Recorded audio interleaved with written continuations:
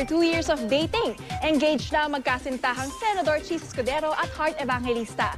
Ilang buwan din itong pinagplanuhan ng senador. At buti raw hindi siya nabuking ng aktres. Narito ang aking chika.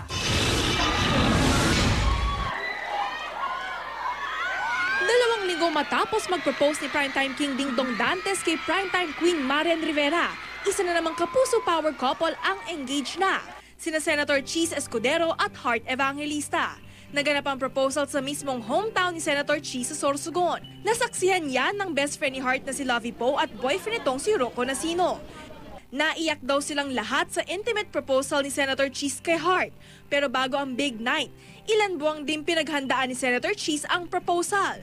Buti na lang daw hindi ito nabuking ni Heart. Halos 2 taon na rin ang relasyon ni na Heart at Cheese bago ito nauwi sa engagement. Nasubok ang kanilang relasyon sa iba't ibang intriga kabilang ang pagtutol noon ng mga magulang ni Heart kay Senator Cheese.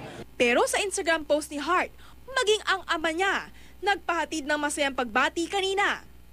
Pinost naman ni Alessandra De Rossi ang litrato ng engagement ring ni Heart. Kinilig din na iba pang kaibigan ni Heart at Cheese na narito sa Maynila. Si Solen Yusuf nga, nagpresentang maging tagapamahala ng bachelorette party ni Heart.